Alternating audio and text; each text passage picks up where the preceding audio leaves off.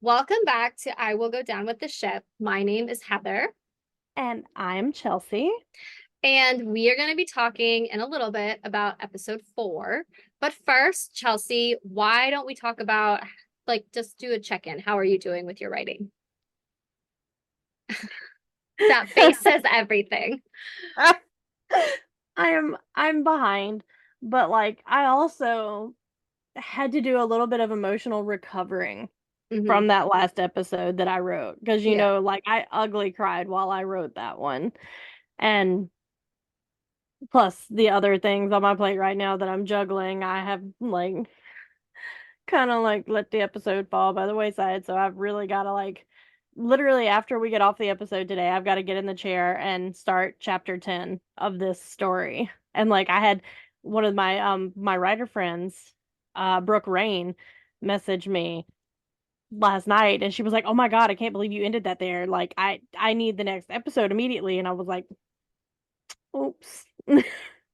Oh, wow. So let me ask you, you process your character's emotions as though they were your own. And so when you write a difficult chapter like that one, would you recommend for people who have that same process to sort of take the time to recover? Or like if everything were ideal and you didn't have anything on your plate, would you kind of jump into the next chapter because you have that emotion or that momentum? Like what would you do in an ideal situation?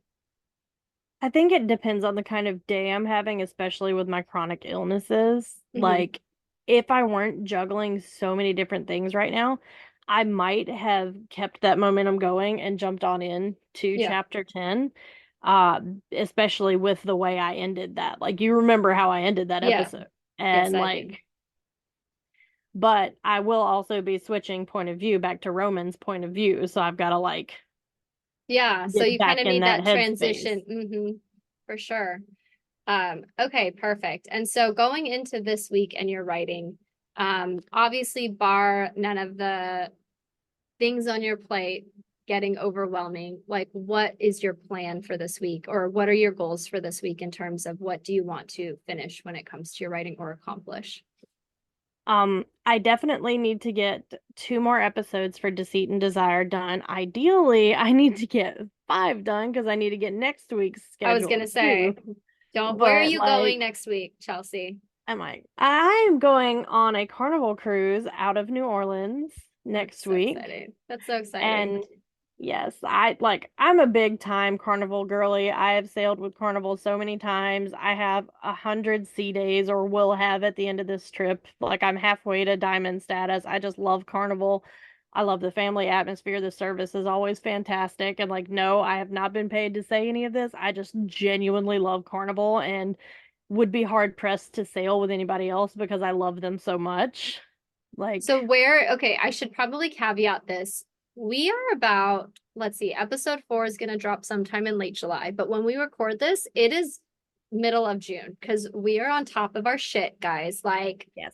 I don't know if we'll always be on top of our shit, but we are right now. So whatever we talk about, just think it's probably like 4 to 6 weeks in the past. So where are you going on your trip? We are going to Cozumel and Progresso. And, Cozumel is kind of like a home away from home at this point. I've been so many times and I love it. And we will be doing the Fury Catamaran sail, snorkel, and beach party excursion, which is always my favorite. I love snorkeling. It's always a good vibe. It's always fun. It's really, honestly, a very affordable, good value for your money excursion, Mhm. also. And, it's always just a good time. And one of my favorite bars in the world, the Three Amigos, is in port there in Cozumel also. Do you find that you get inspired when you're somewhere else that's like not home? I mean, like you're literally leaving from Oh New yeah. Orleans, and I feel like I've never been there, but like I feel like if I'm in that city, I would get so inspired. Oh girl, yes. And Yeah. I'm gonna drag you to New Orleans with me at some point and we're Yeah, just we gonna have stay to. for a week. It's Yeah. gonna happen. Maybe when I get back into writing my paranormal romances under my CJ Beaumont pen name, which I've been meaning to do for 40 years now, it It's feels been like. 84 years. Right. It is. It's it feels like that. But I am very much a follow the muse kind of person. And also my perfectionism is so bad. And then like I look back at the first three books I've released under that pen name in my Bayshore Witch Legacy series, and I see so many things that like I've already fixed these books like three times now, and I'm like, oh my God, there's more. There's more that I want to fix in these before I continue with writing the next one. And I'm just like, oh my God, why do I keep doing this to my readers? Why? Well, I'm this like I'm literally the same way. And it sucks because like when I was writing the books at the time, I was like, this is so fun. I love these books. And it's not like I don't love them anymore, but it's like I look back and I see the story and the joy that I had while writing them, but I also see like the mistakes. And I'm just Right. like when you're writing now and they're like, "Oh, what else have you written?" I'm going to go look in your backlog and you're just like, "Please don't judge me based on a book I wrote 7 years ago." You know what Right. I Like mean? there's just at that time we didn't know what we didn't know about craft yet. Yeah. And like Just we yeah. both worked so hard to learn so much about craft and plot and structure and character and like all of these things and how they all come together in our writing. And like what I'm writing now with Deceit and Desire is I feel Your leagues best, I would say. better, like Yeah. by leaps and bounds than anything else I've ever written before in my life. And it makes me want to go back and fix every single thing I've ever written before this point. But like, do we really have time for me to do that? Because I don't feel like we do. Well, and also like 7 years from now, you might look back and be like, oh my gosh, I've learned so much more that, so it's almost like I kind of keep them as like tokens of just, okay, look how far you've come and look how much you've Right. learned and stuff.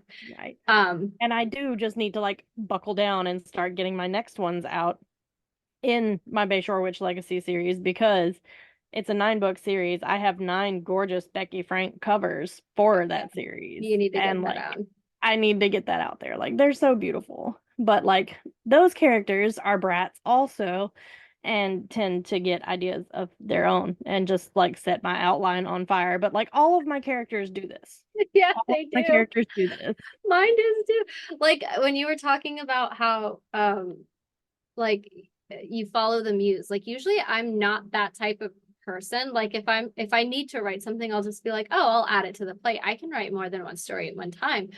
But after I watched Fallout for the first time, it was like, oh shit. Like I had to clear everything and I had to write this hockey story that I'm writing right now. And it was like, it's like you said, the muse, it took everything in me. And I was just like, it completely changed the way I usually my process. And it was just one of those things where it's like, and I'm writing it. And like I said, like I love it. I love the story. I love the characters. And I like you, I think it's like one of the best books, if not the best book that I've written because I don't care.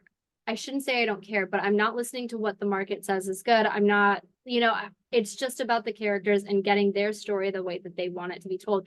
And trust me, like I've sent you messages where I'm just like, Chelsea, I was supposed to do this, but then freaking Cooper decides to go get drunk and whatever. And I'm just like, what do I do? And it's like, it's just like, I know I've already given this advice, but find yourself a Chelsea or find yourself a writing buddy so you can talk through things because a lot of us, some are visual, but a lot of us are auditory. Like we have to talk things out, and that's how it Right. resonates with us. And like, how many times have I messaged you, like, oh my God, Heather, they did it again. Yeah, They did all it the again, and time. I'm so mad.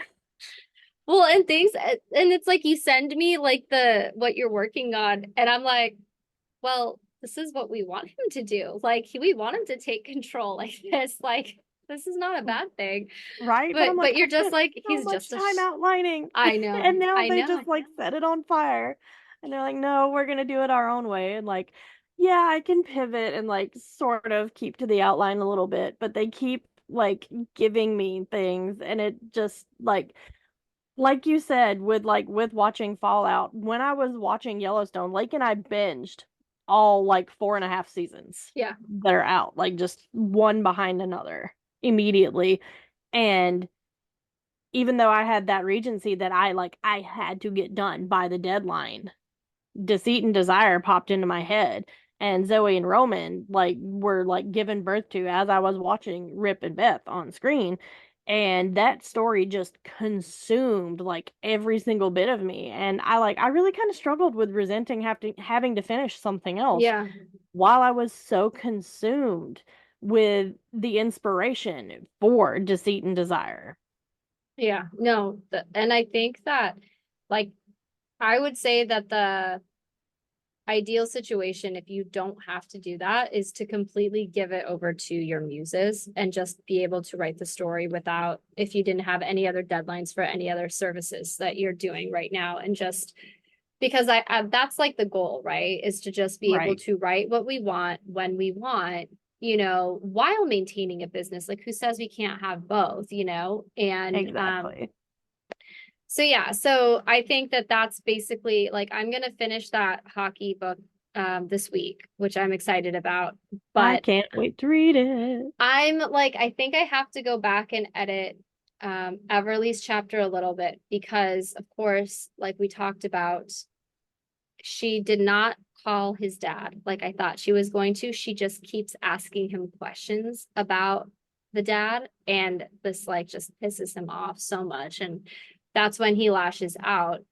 And so she leaves, but it's like I think I need to go back and make sure that she's processing it. You get like the emotion behind it. I need to make sure it's not just because sometimes when we get so involved in the writing, like for me at least, like I get it out, but I'm not even thinking about it. So I'm not even feeling it. I'm just like they're telling, and I'm just writing what they're telling me.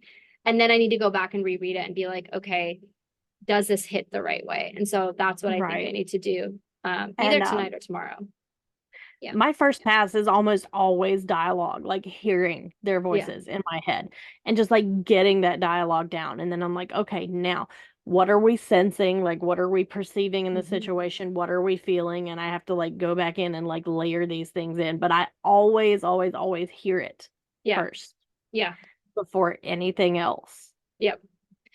Yeah. So that's my goal for this week. So your goal would be to finish chapter 10, I'm assuming, or the 5 episodes, right? Your Yeah, five 5 episodes, episodes. which is going to be all of chapter 10 because that's 4 episodes, and then like the first part of chapter 11. Okay. That sounds good. I think you could do that. Like as long as shit gets, like shit doesn't hit the fan or anything. Which it does often in my life because I am like a chaos magnet in so many ways. Like I just breed chaos In the everywhere I best go. of way. No, just kidding, teasing you. Right, right. Okay. But like, no, I had a third grade teacher, and I'm just gonna like throw this out there, like who shamed me in front of an entire class for how disorganized and messy and chaotic Wow. I was. That's so And I have rude. been bitter about that since third grade. You're so petty. I love it. I am. Like, I really, really am. Like, I have not forgotten that. But, like, she didn't take into account the fact that I was traumatized, that my primary caregiver died the year before, Yeah. that, like the person that I spent all day, every day with while both of my parents were working their asses off to give me a better life was suddenly gone. Yeah. Like, she didn't take any of that into account at No. all when No. she decided to like shame me in front of an entire class of other Rude. kids for Yeah. being disorganized and messy and In chaotic. in Like, third grade. I mean, yeah, that's in third third grade. grade.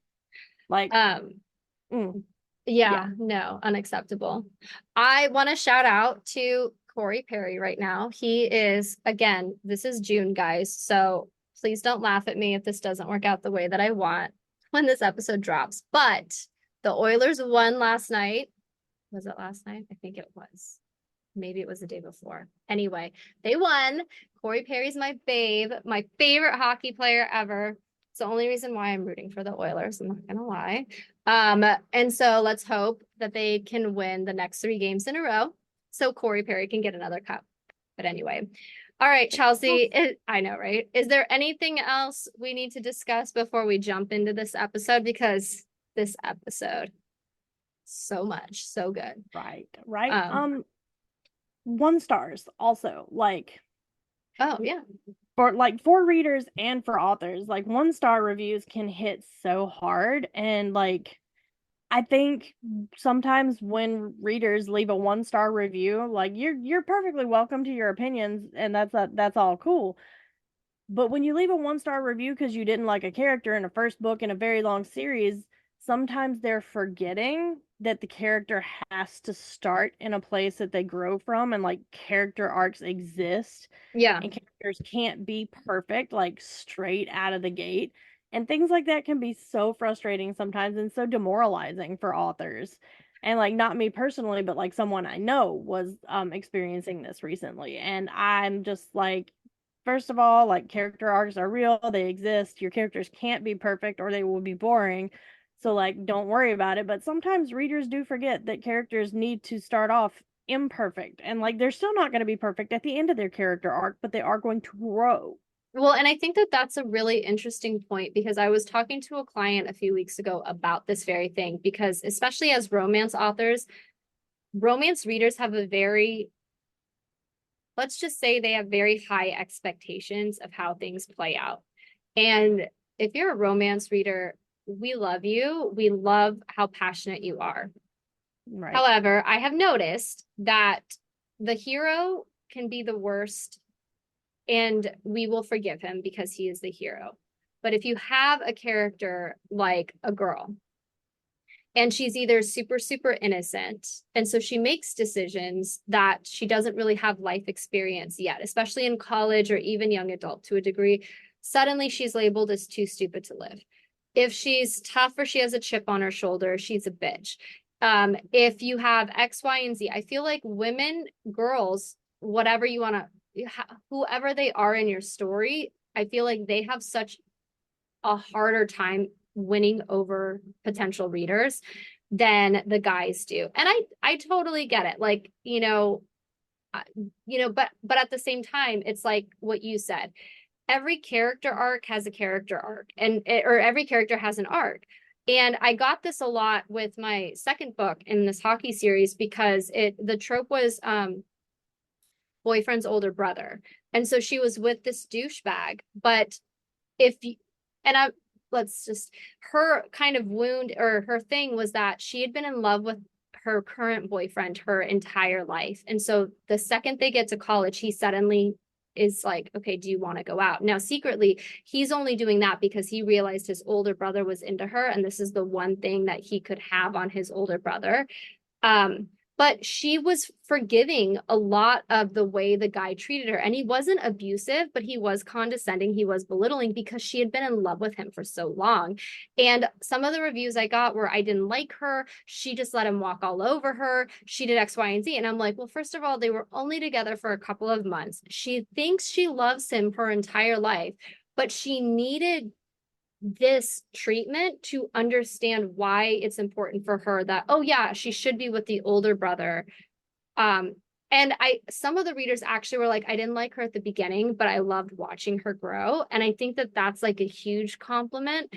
But it's like you said, like you also have to understand that your character has to start somewhere. And if she doesn't grow, then she's not interesting. One of the reasons Fallout was such a joy, not just, with people like us, but across the spectrum, across politics, across all of these things, was because you had Lucy, who was very naive, but she was competent. Like she wasn't an idiot. She was naive. And she wasn't like this badass who was throwing Monty around or who was throwing all, like she had to learn slowly. And we're going to talk about this when we talk about her with Snip Snip and, the super duper mark.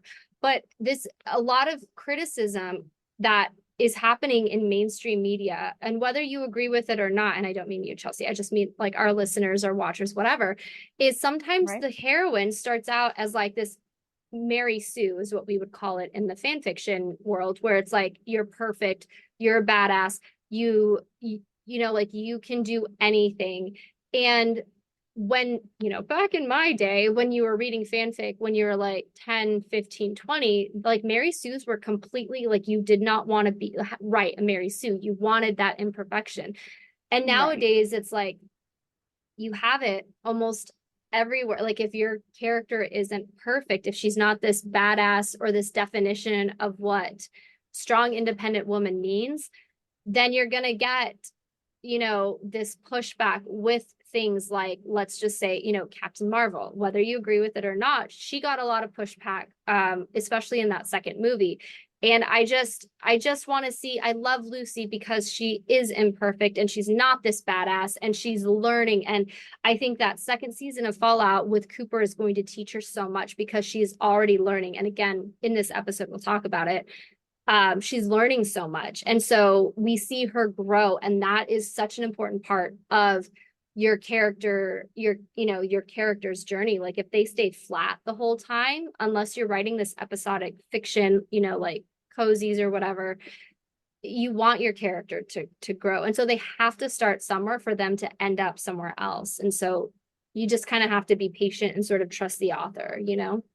Right, Yeah. exactly. And like I feel like a lot of people forget that and it irritates me. And like, characters have to have a place to grow from. They can't be perfect. Like Right. No. you And they can shouldn't think they they're shouldn't be. perfect, but They like should, yeah. Well, and I think that that's like super, it's just super important. And Lucy is not perfect. We already know Max isn't perfect. We know Cooper's not perfect, but Lucy isn't either. And I think that we need to be okay with Lucy not being perfect. We need to be okay with all of our female characters not being perfect. And we need to understand they're going to make dumb decisions, but that is the only way they are going to learn and grow so they don't make these decisions. Like even an anime from like our childhood, like Sailor Moon, like she's this whiny crybaby who's scared of everything. And we see her grow into who Sailor Moon is, but we wouldn't be able to appreciate that growth and development if we didn't see her start out as this like really annoying kind of brat who didn't like school, who loved food, and who just was kind of selfish.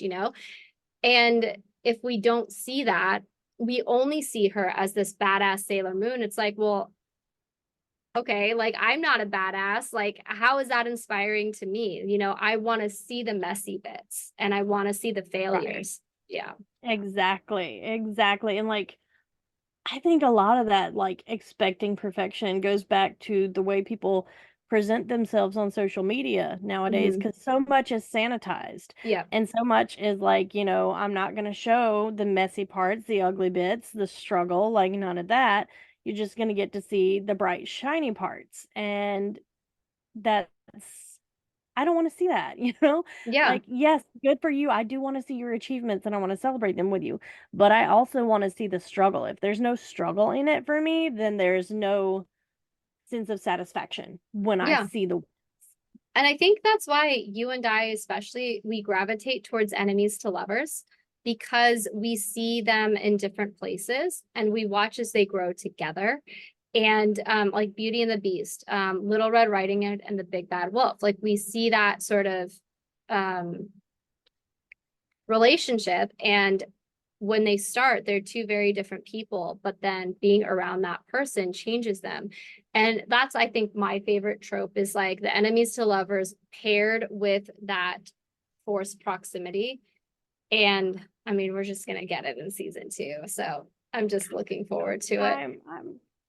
I'm very much looking forward to season 2. And I saw today on Twitter that they're gonna start filming in September. And That's like I fast. cannot, right? I cannot wait to start seeing like stills from the set and things like that. Like I am Mm-hmm. so ready and so prepared. So are we ready to get into episode 4 of Fallout? Let's do it. I want to say really quick, this is episode 4. So this would be, if you're writing a book, the midpoint. And usually you'll have sort of like a midpoint reversal or a very important lesson that's learned that kind of shifts perception of your hero or your heroine. So just keep that in mind when we discuss it. And I would like to mention too, what was very interesting about this particular episode is that we don't see Max at all.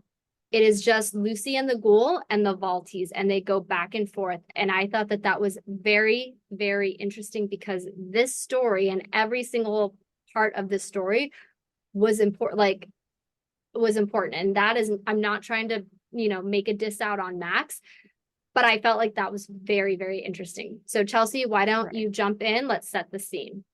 I feel like it plays into my Maximus as a villain theory. I love it. Also, I saw that Wired interview with the three of them the other day. Mm-hmm.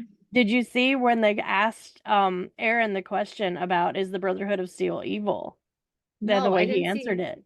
No, wait, I watched that one a while ago and I might not have been paying as much attention as I should have on that. Anyway, but tell me, no, how did he respond? So I love the way he grinned and he just kind of like did these little shifty eyes and he was like, I think that they think what they are doing is right. And That's that's a how he really good answered it. answer. That's a It good is an answer. excellent answer. And I'm just sitting here like beating my little Max gonna be a villain drum. You should send me that link and I will post it in the show notes. So in case people want to check out that interview, we can get it to them. Because I love when actors talk about stuff like that because it's very insightful on who they think their character is too, you know? And Right. I I just, adore yeah, that. I love I think that. it's fantastic. I'm so excited. And And also, and I have like a rabbit side note here for a yes, second go for it. because we've talked about Raylo so many times. Like, I just want to be clear that we are not shitting on the Raylo ship and you are allowed to ship whatever the Yeah, fuck you no want. judgment, Like, no we are here judgment. for that, no judgment. What we are saying is that the writers should have served it to you better in a way that the story makes sense. Well, you And that's deserved all we're better. saying. Oh Like, yeah, you no. deserve Oh better. yeah, for Correct. sure. And that's the only issue I think so many people had with it is that it wasn't set up for like if you know the backstory of the movies, it was who's the guy that everyone who did the first one? I forget. James Camp. No. Oh my gosh. My brain I is blanking right now because okay, I'm so consumed it's with JJ Fallout. Abrams. Like, It's JJ Abrams, right? JJ right. I Abrams think and so. then it was Ryan something. He's the guy who does the Daniel Craig movies that I'm also blanking on. Um, the The James Bond mysteries. films No, or the not? mysteries. The And then mysteries. it went back to, The yeah, Knives Out ones or Knives Out, the other yes. And then it went back, I think, to JJ Abrams. And so they had such different takes on this story, and you can completely tell how mishmashed it was. And so JJ Abrams had set up so many things in the first movie. Ryan I think Ryan Johnson kind of did like he was like, that's cute, but I'm gonna do it this way because this is what I want from this. And then JJ Abrams had to kind of retcon things or try to smooth it all out. And so when you're writing, you know, this is why it's really important. You don't necessarily have to plot every single book, but I always like to know where are my characters starting and where are they ending to kind of have a good idea of a character arc. And they were only doing a trilogy. It shouldn't have been that, you know, jilted, but I highly doubt JJ Abrams was setting up Rey and Kylo Ren to be together canonically.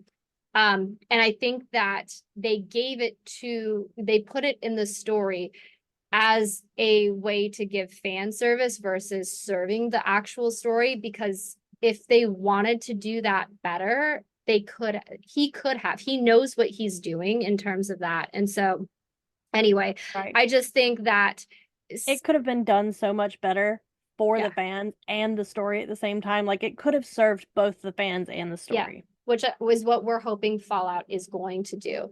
And we see that. I mean, I rarely ship canon ships, but I saw that really well with like I said, Frank Castle and Karen Page in The Punisher. And I'm watching Justified right now. So I'm like halfway through like I'm in season 3 and I love Boyd and Ava and they're really serving that really well. Like I loved watching that again, character growth. So it's going to be really interesting to watch how Fallout progresses. But in terms of Raylo, yeah, like even though I wasn't shipping it, the reason I'm not shipping it is because I couldn't see it happen because I love Daisy Ridley, I love Adam Driver, and I do think that they had the chemistry. It was more of just I did not like Kylo Ren as a character because of who the writers made him and what they had him do in that first movie. And because of that, I couldn't see myself shipping him with Daisy or Daisy, Ray. And the way that it happened across the rest of the movies, it just felt so forced versus, oh, this is so natural and all of this stuff. So that's just my take. But I want everyone to know, like, we are ship and let ship. Like, we have no Yeah. judgment here. You do whatever you want. our only thing is like, you don't shit on our ship, so we're not gonna shit on yours. We're just gonna love shipping, you know? So Yeah, that's like our we love rule. shipping, and like I have been kind of stunned by some of the hate I've seen thrown around at people who are shipping Ghouls like we do. Like I have seen some death threats mentioned and some kill yourself Wow. suggestions made for shipping Ghouls, and like that's not who we are. That's not what we're about. Like we just want to have our ships and love our ships, and we want to let you guys do the same thing. Like we are never shitting on anybody else's ships. No. Or We are characters. just pointing out Like, why things didn't work for us as writers right. Yeah. in certain ships or way things were presented in certain shows or pieces of media or even like books we read if we discuss books in the future. Well, and I think that it's important too because our thing is for the most part, we are crack shippers.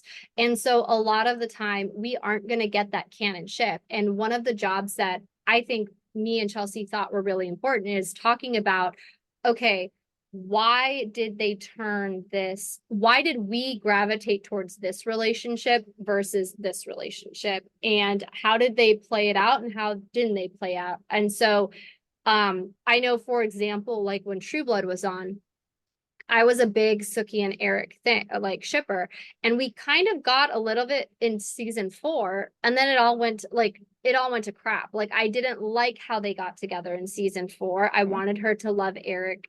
I mean, we should probably do an episode on True Blood just all together, but We really like, should, and I feel like we should invite one of my follower like one of our followers on Twitter, Manda, because she replied to one of my tweets asking about like what's your OG ship, and she mentioned Sookie and Eric, yeah, and I'm like, yeah, we I hit should. you up, Manda. Yeah, no, because and I'm only bringing this up to be like seasons 1 through 3, I was all about Sookie and Eric. Then I got Sookie and Eric, but not in the way that I wanted to get Sookie and Eric. And then it all went to shit. I think they had 7 seasons, like so 5, 6, and 7. I'm here hoping that they're gonna fix the shit because seasons 1 through 3 were so good, and and so like it's sort of like we do tend to crack shit because things are getting shoved down our throats about who should be together and oh well we're going to just cause some drama in this awesome ship and and so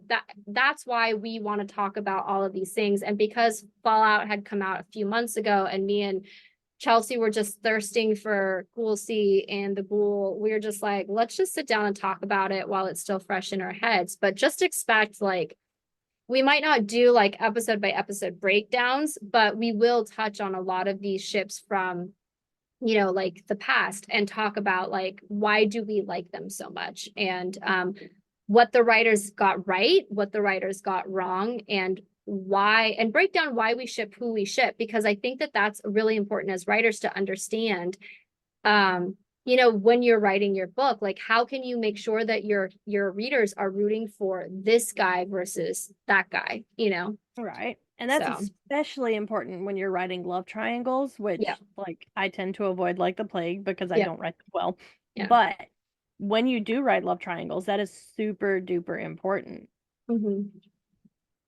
So anyway, let's get back to Fallout. So Yes. we open with Lucy and Cooper. Where are they going?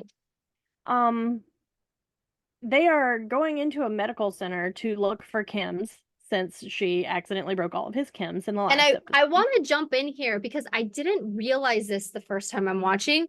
His first instinct is not to sell her. I just want to put that out right there. He was looking for chems somewhere else. And obviously we'll go through it, but I'm just pointing it out that once he realizes he's not going to get his chems from his usual sources, that is when he decides, well, I can't go feral. I have to get these chems. So now I am taking her to this place. But it was not his first place to take her. Right? Yeah, like that Yeah, wasn't his first play. It wasn't his first option. And right. like, yes, he is deeply pissed off and irritated with her because she broke his Kims. And he is trying to teach her things. Even in the opening scenes of this episode with them in the medical center and them running into Roger. Yeah. And I like this episode is just so big for me and like me and my Goolsey goggles that are never coming off no matter Never. what anybody says. Never. Well, and I think that it's really important with the scene from with Roger is we see humanity in Cooper, like just in the way that Right. he talks. Like, oh, hey, Raj, he's not calling him Valty, he's not calling him anything. He's actually giving the guy his name. Um, Right. And and he's I love, addressing him in a friendly, familiar yes, kind of way. And like, I love this scene, and I really wanted to talk about this scene because Lucy is so horrified by what Cooper does, but to me, like, I see it in a very different light than what I think Lucy is viewing this as. yes, yeah, Because Cooper can see that Roger is going feral. There yes, are no Kims here. There are no options. And I think that Cooper doesn't want to see that, like, this guy may not necessarily be his friend, but he doesn't want to see this acquaintance of his go feral. He doesn't want Roger to have to suffer through that. So when he distracts him and talks about, you remember what food was like, yeah. and then kills him, that's a mercy killing. That is a mercy killing. And I think that it's important to note Cooper probably doesn't like a lot of people. He's not going to go out of his way to talk to people. So the fact that he knew who Roger was, and on top of that, was willing to talk to him this way, it showed me that this guy is important to Cooper in some way, or at least there's a mutual respect between the two. And so for him to put down someone that he cares about as much as Cooper can care about anyone, that was really significant. And it's Yes. obviously and it's funny because again it's in that placement of that midpoint, and so we are going to circle back to this in episode 8 when we'll just say that Lucy is put in a similar position.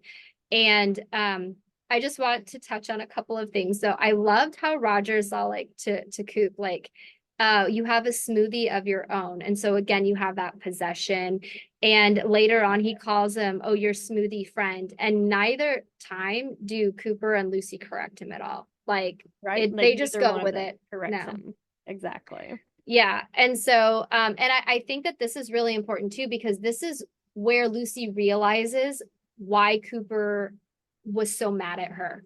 Like she understands that, like, oh, he needs this or he's going to turn into that. And I think that visually seeing that, it kind of hit home for her. Like, even if maybe she didn't necessarily agree with his outburst or his reaction or how he's treating her, she could at least understand, like, oh, this is what he's going to turn into if he doesn't get that. And so there is that Right. kind of understanding there. And like it's just a dawning of understanding though, because Roger's not feral yet and she hasn't really gotten a taste of what a feral ghoul is like Right. until we get to the super duper mart. And like so it's a slow dawning of understanding across this episode with that. And like I think one of the reasons that like he's so irritated with her when they get to the super duper mart is that she gets that sort of high and mighty tone with him Yeah. about killing Roger.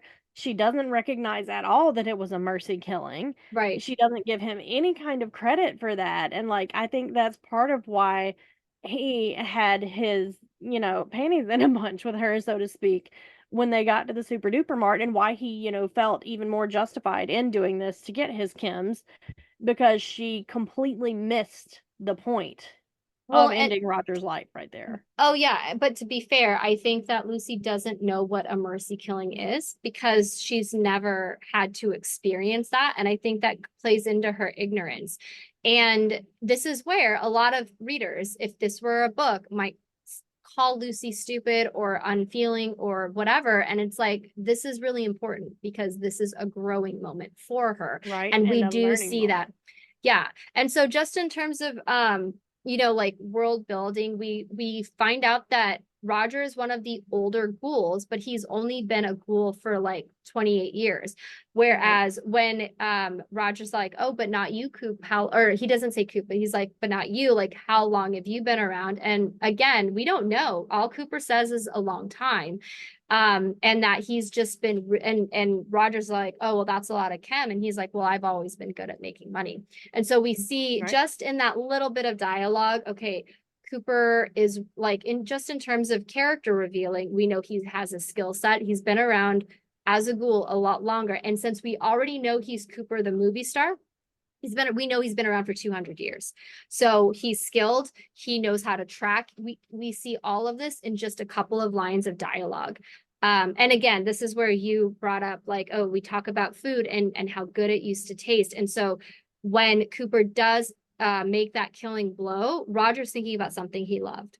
He's not thinking Right. about, oh, I'm so scared about turning feral, or I regret, how I did this, or I wish I could have done that. Cooper is purposefully getting him into the mindset of the last thing I'm going to ever remember is something that I enjoyed. And that was, again, a very small taste of that humanity that Cooper has. And I think that that is so significant for who he is as a character, especially right there, because Lucy's been around him a little bit, but not to change, like, she hasn't changed him. If anything, she's pissed him off the whole time. And so the fact that he Right. still has that retention of who he used to be, I think is really important. I think it So, is too. And then yeah. I love as the journey goes further that we get that Hades and Persephone moment with her drinking the irradiated water in this episode, Oh finally. yeah. Oh yeah. No, and I think that's perfect. Wait, we will go into that, but I think that this is okay. So obviously Cooper kills Roger, but he doesn't know her name until right then because she's kind of lecturing him as he's like getting the ass jerky from Roger, grabbing the teeth that he can sell. And he says, "What did you say your name was?" And then Lucy's like, "Lucy McLean." And bam, we realize that Cooper knows her dad because he makes this smartass comment about the dad. And Lucy's all like, my dad never did anything like this. Back, in the plague of 77, so many people died. And even my mom got really, really sick. And my dad dropped to like 127 pounds and he still didn't do something like that. And Cooper's all like, well, what your dad says and what your dad does is two different things, or something along those lines. And then Lucy asks, why do you keep going? Like, how do you live like this? And that it almost like it wakes him up, like, and he's like, you know what the question is? Why the fuck am I doing all the work? And that's when he makes her get her hands dirty. Like like you said, this prissy little girl is giving him this full-on lecture about X, Y, and Z and how better her dad is than Cooper Howard. And Right. and it's like he just realized, excuse me, like now you're gonna go get some ass jerky for me. And like again, it's like that. Well, she's disgusted by it, but and again, this goes back to our discussion of pick your battles. She goes and she does it. And I think that, Right. I love that she like grits her teeth and sucks it up and does it. Like that's a part of her personality.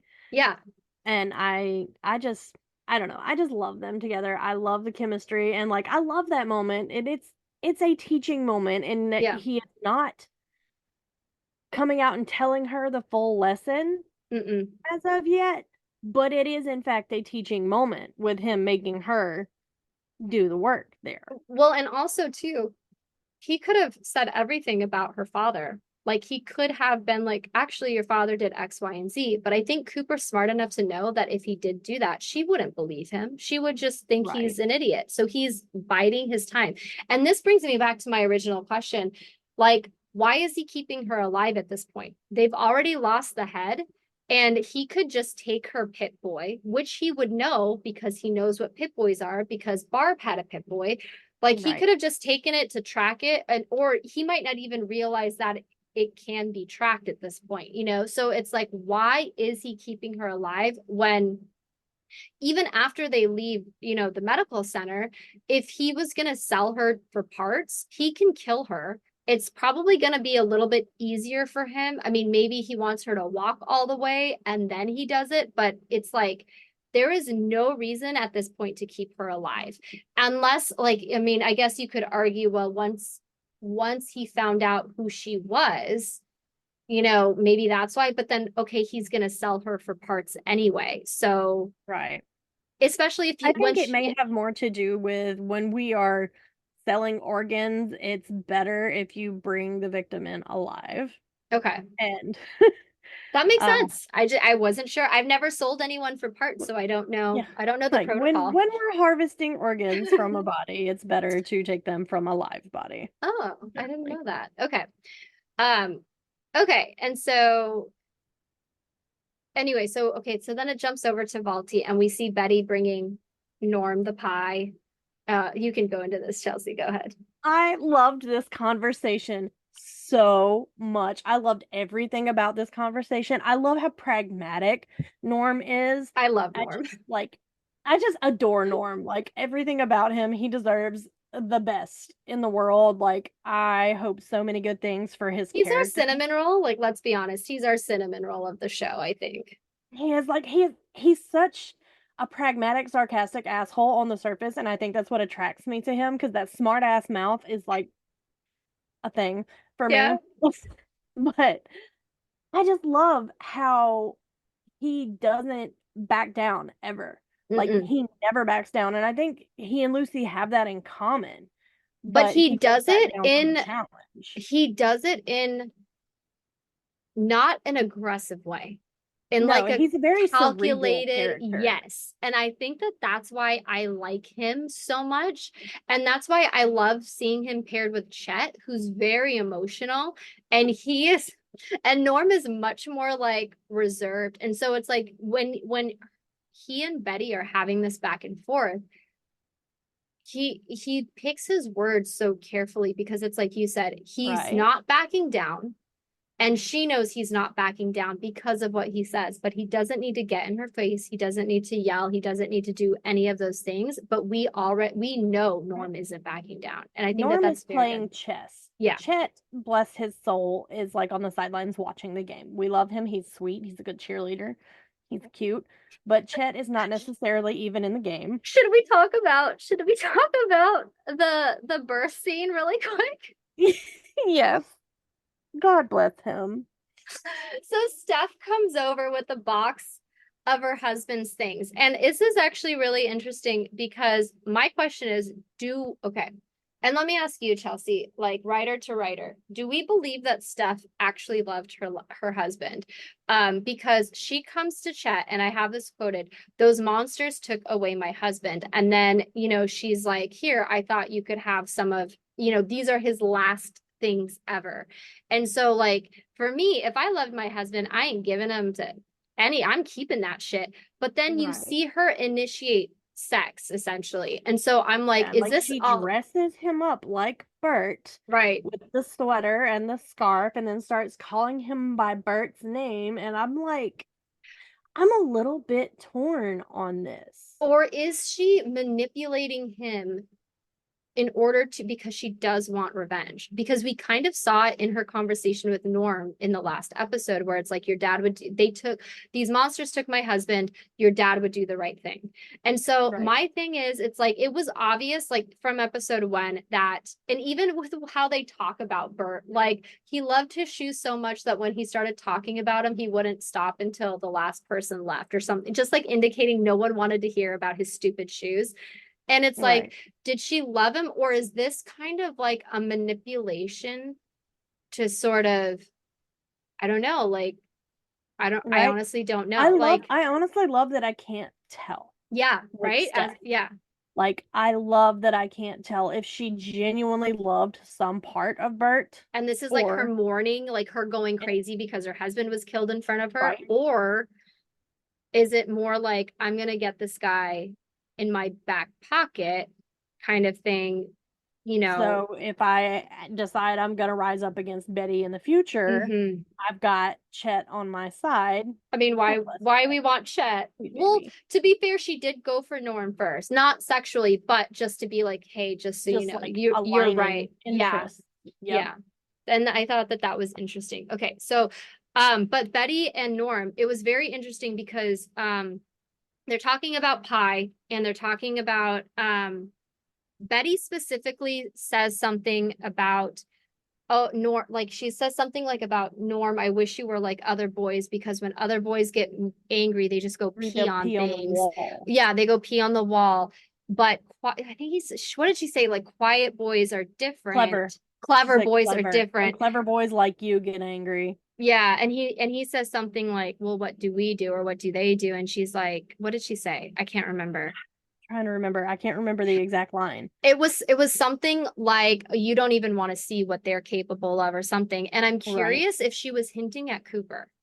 Like I really hope she was. I because sincerely hope she was. because I feel like a lot of people when Cooper was Cooper the actor before everything, they didn't take him seriously. I think Barb Right. was Like they very just kind of played condescending, him off as like, like a oh, he's an little actor, he's an fluffy, idiot, pretty like boy. he's just gonna go do whatever we tell him to do. It's gonna go over his head. And so I don't think anyone was expecting when Cooper, went to Moldaver's meeting.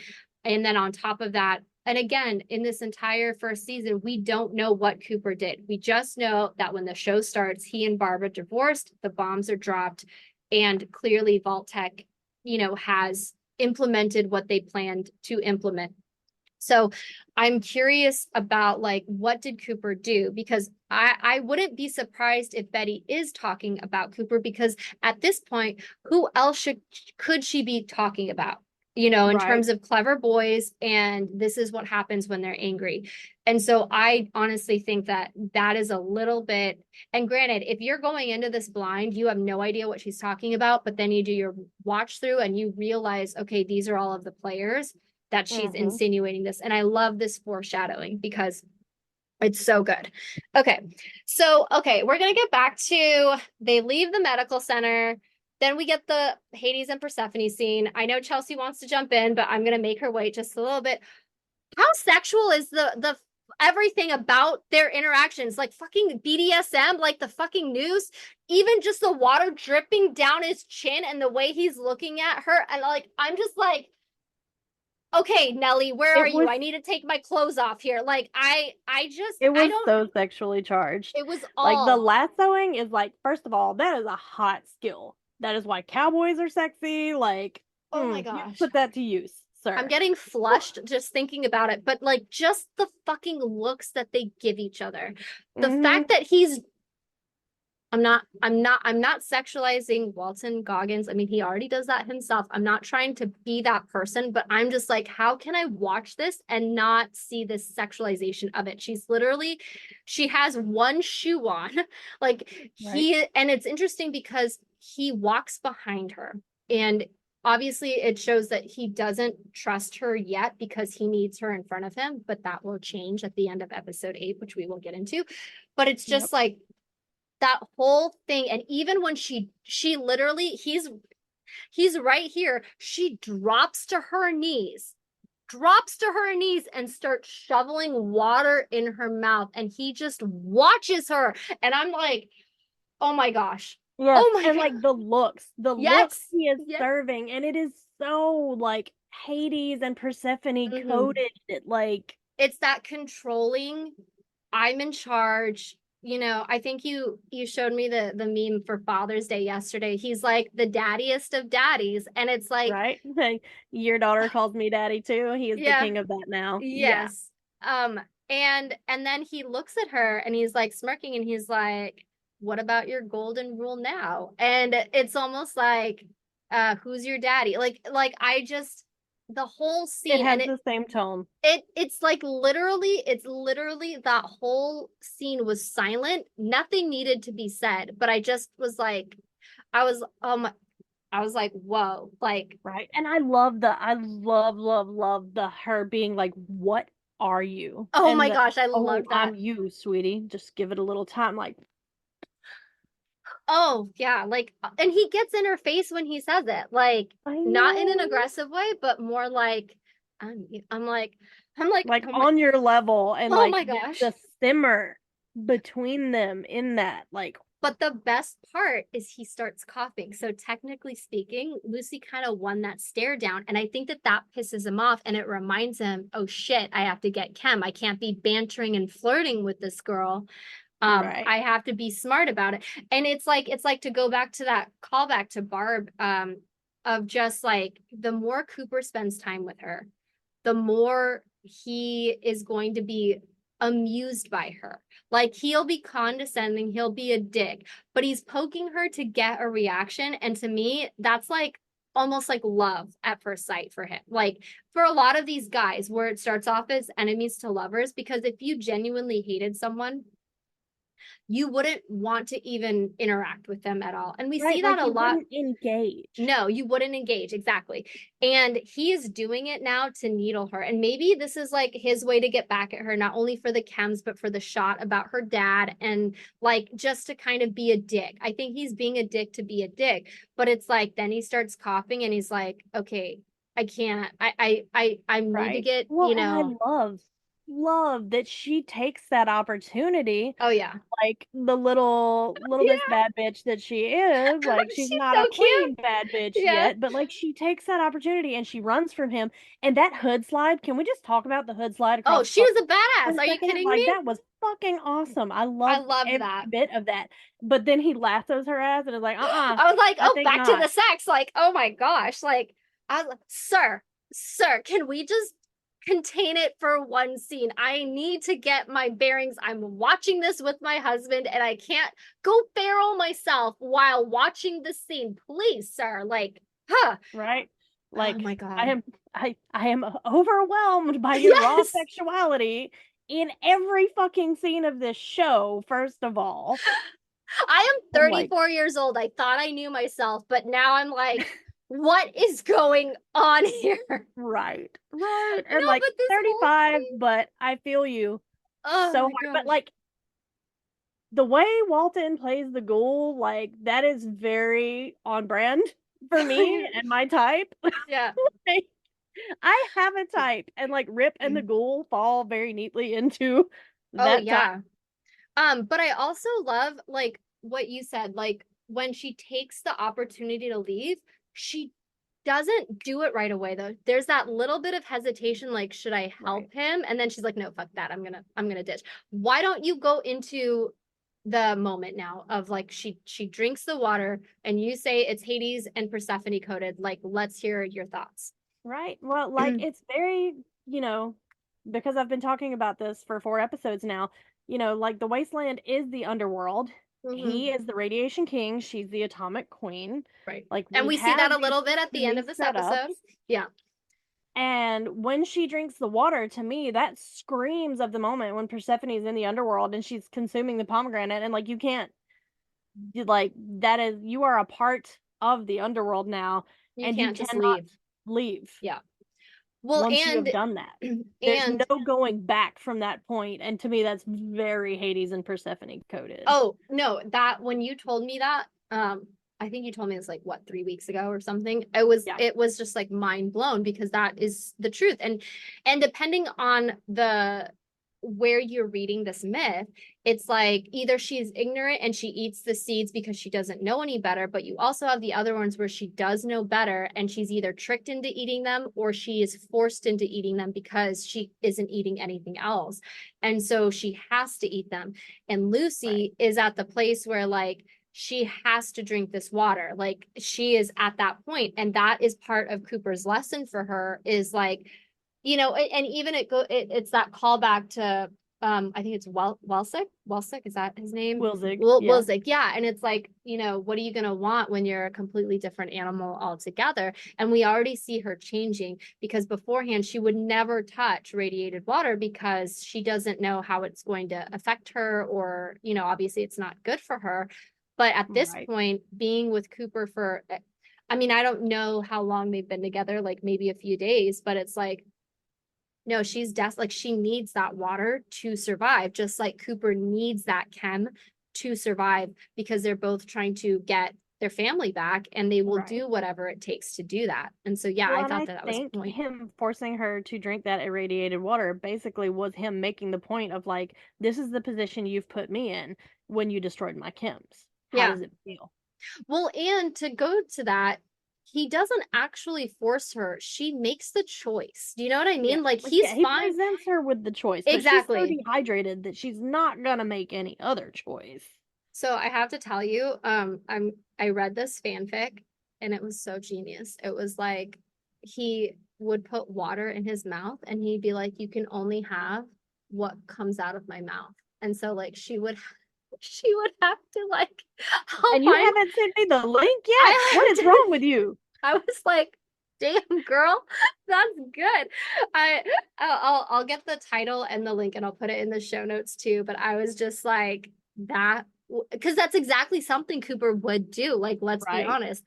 Um, so anyway, okay, so the lasso, Cooper, and we see it's such a callback to again that first episode where we see him on his horse doing the fucking lasso. So we know he already knows how to do this. And Right. let's get into the next part, Chelsea. What happens when he lassos her? I love when he lassos her and like they're kind of going back and forth with each other and they start tussling and then she bites his finger off. And the his line Mm. is This is so my favorite well line in the whole delivered. show. Oh my Yes, gosh. it is my favorite line in the whole show too. And just like shout out to Walton Goggins. This was fucking incredible the way you played this, sir. Like, my God. But also so sexually loaded. Like, just you first of all, it is like illegal to have everything be that sexually charged. But when she bites his finger off and like the look he gives her and the way he delivered the there you are, you little killer, like, whoop, Mhm. sir. He loved it. Are you kidding? He was He so was proud of her. fucking hard. Are you kidding me? He was hard when he bit or when she bit his finger. He Oh like yeah, when she bit his finger off, yeah. A, he got hard, and B, he was like a proud daddy. He was Yeah. so fucking proud of her Mm-hmm. for that coming out of her. Like he was absolutely proud Oh in yeah. that moment. And then And he just uh, go ahead. No, you go ahead. I love later in the next episode the thing with the thread when he's sewing her No, you have finger to on his tell her. body. You have to tell them what does he do back. He grabs her up, and what does he do with He grabs hers? her up and he cuts her finger off, like, but like staring her in her eyes, like Yeah. very power dynamic y stare there as he's cutting her finger off. And I love what he says after he cuts her finger off. It Mm-hmm. says, that's as close as we've come to an honest exchange so far. Like, And again, you have to wonder, mm, like, why does he even care about getting an honest exchange? Like, what was the point of that line specifically? And I know it is to show Lucy, like, you're kind of an idiot. You're very privileged to have come where you come, and now you're basically in my world. You're in the underworld now. But the fact that he even cares to teach her these lessons in the first place, and again, we're dark romance girlies. He's trying to get revenge on dear old daddy. Like, I get that, mm-hmm, but at the same time, he is now going to take a vested interest in Lucy. And we will see that in the next episode when the ramifications of the super duper mart start hitting the wrong sort of people. But I just thought that it was just a lot of the stuff, like doing the second walkthrough, I'm like, he doesn't have to do a lot of the stuff that he does in right, terms of keeping her alive. Maybe like, okay, when he decides he's going to sell her, yeah, keeping her alive, but he didn't know he was going to do that before. When he takes her to the medical center, he doesn't know he's going to sell her at that point. He thinks he's just going to get some chem from Raj and go from there. right. Um, Well, and like yeah, even as far back as the like, episode 2 in Philly, like right when they first meet, that man had a whole ass opportunity to just shoot the fuck out of her when he was letting her exactly. make her little speech, and he Yeah. didn't. And No, and like, he didn't. why? Even after the fact, he didn't do it. And so that's to me, that's poignant. Um, so anyway, so then the next scene is the whole like fucking shit. Steph is finally giving him some. It's the first time Shep probably is having sex with who is not his cousin. Okay. Right, And what does he say? He said, "Now that's a wet woman or something." right. Yeah, that's a wet lady, and Okay, that's not how you because dirty her talk, water is Chet. broken, and Yes. I laughed so hard I cried because like I just remember that feeling from when my water broke when I had River. Like, we had gone to get my membrane stripped, and then we waited down by the hospital, which is like 45 minutes away, for like an hour Yeah. before we were like, fuck it, nothing's gonna happen. Let's go home. And like, as we're driving home in the car, my water breaks Yeah. when we're almost home, and we had to turn around and go back to the hospital. I'm like, oh, Chet. Oh, Chet. And this is why it's going to be so important when Lucy and the ghoul do have sex because he can show her what good dirty talk really is about. Anyway, Right? so Exactly. she's giving birth and you have Chet just still sitting in Bert's clothes, like so uncomfortable. So when Norm drops by and he's like, "You want to get out of the house for a little bit?" Chet's like, "Yes, I do." Yes, Absolutely. Absolutely. Let's go. So anyway, so And I yeah, I love everything they did with Vault 32 oh in this yeah. episode, and Chet and Norm going through Vault 32 and seeing that the last biosignal on these people was from 2 years ago. The Okay, thing I with the had TV and the mice, yes. Oh my yeah, okay. that was so I have notes genius. on all of these things. Okay, so before we jump over to that, it's like Norm has been given another job and it's to deliver food to the, people, to the raiders who are imprisoned. He Mhm. gives the cake to the girl. I don't even think we get it. We might have gotten a name. I can't remember. I don't I remember can't her name. remember either. Um, but what's interesting is Norm is handing the food to one of the raiders. And um Norm and the Raider have a back and forth, and he says something about Vault 32, and then the Raider comes back with, I don't know what they were up to in Vault 32, but it was anything but innocent. And it's interesting because Norm decides to believe the guy rather than kind of write it off like crazy Raider talk. And so Mhm. he starts looking into it. And so based on what we do know right now, that the Raiders came in through Vault 32, and they must have seen all of the shit that we're about to talk about. So Norm goes to get Chet. And so together they decide to, well, Chet doesn't decide anything, but Norm takes him to Vault 32. And we see, like you said, we see all of these bodies. We see even Chet's remarks like, um, let's see, like they killed each other with their own hands, like they strangled each other. And we see the Right. guy having the fork in the toaster. And based on the decay of the bodies, it didn't just happen. Like the Raiders did not kill these people. Like they No. have been dead for a long time. We see the wall, it says, we know the truth. Yep. And even the And then Norm overseer. checks the Pip Yeah. Boy, and it says the last biosignal was 2 years ago. So these people have been dead for a whole 2 years. And so again, so this raises questions because now I'm like, okay, did Hank, did Betty, did these people know about this? Because if they did, why did they let Lucy have a marriage exchange with Vault 32? And Right. so like, because Hank, we've already discussed his one redeeming quality is his love for his children, his love for Lucy especially.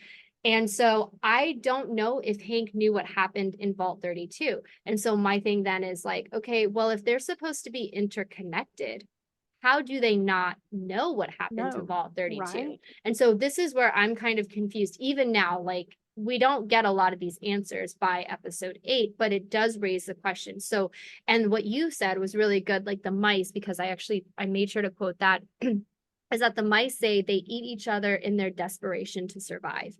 And so it Right. almost seemed like that played out where either they found out the truth of Vault 31. They did. Yeah, They go did. ahead. Because you see the death to management painted on the wall in the overseer's office in 32. Yeah, And and management refers to yeah, the Bud. management of Vault Tech from 31 Oh yeah, and and the Bud. We Know the Truth.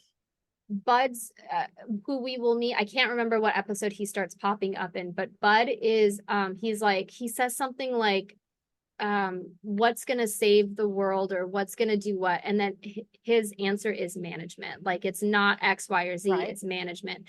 And so so Vault 32 finds out, but it's like you have people who essentially killed each other over it. And so if Vault 33 got a whiff of it, but my thing is, okay, let's say that they did know. There's no way Hank and Betty don't clean that shit up just in Right. case something like this happens. So Exactly. it's like, okay, now I'm curious of how are they going to do this? So yeah, so I just found that whole thing very fascinating.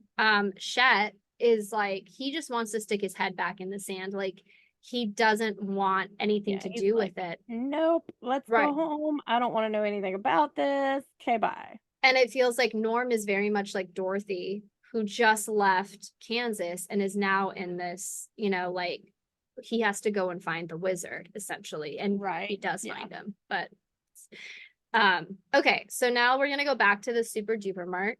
Um, and it's crazy. So, they go to the super duper mart and Cooper presses this thing. And I don't realize it until obviously this watch through, but it's like, Right. how does Cooper handle hearing his friend's voice?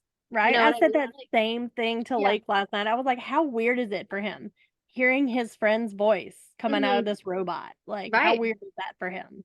Yeah. So what's interesting is so he, like near mint condition. I was like, okay, Coop, whatever, whose fault is that? That was so Um, funny. And and the whole time, I should say, the whole time, Lucy thinks she's going to be sold as a sex slave. And I am almost Right. positive she could get more as a sex slave than as just for parts. Because once they get the Right. parts, she's useless. You can have sex a whole bunch of times for a long time. Um, Yeah. but then he cuts off her ropes. He does not have to do this. He could have just sent her in tied up. And so I like to think my little head canon is that he did this because he doesn't know what's going to happen and he wants to give her a fighting chance. It's almost like he's testing her. You know what I mean? Like to Right. see how she's going to handle it. And I circle back to Hades and Persephone and just like seeing how she's going to handle this particular part of the underworld and navigating this. Like, how is she going to handle it? Is she going to handle it like a queen, or is she going to screw it up? right. And I love so she kind of like looks back at him and he says, well, you have problems out here too. And to me, like you could automatically interpret that as if you don't go in there, I'm going to hurt you. And he insinuates that obviously with the gun, but I think he really means if you don't get me this chem, I'm going to go feral. And that is going to be a problem for you. So you need to go in and do that. And once he's feral, he's not in control of himself. And so I like to think that he's kind of trying to protect her in his own little way. I mean, so Right. yeah, I like that he kind of pushes her, like he has to touch her a little bit. That's just my Yes. thing. Um, and the second she goes in, that's when he's like, he like, and then Yeah. he, Like, yeah, he has that breath, he slumps, like he's been holding himself up and staying strong. And then the second she's inside, he lets go that tension and then he he collapses. collapses. Love that. I know. And so But it's almost like the sexual tension was literally keeping that man propped up.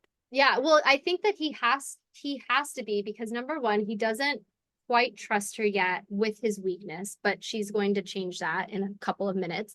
And then on top of that, like he has to project himself a certain way. He doesn't want to show his vulnerability. Every time he starts coughing or he has to use the chem, I feel like that's when he gets the most snippy because it's like it's reminding him that he isn't um not that he's not human necessarily, but that he's It vulnerable. reminds him that he's not invulnerable. Yeah, exactly.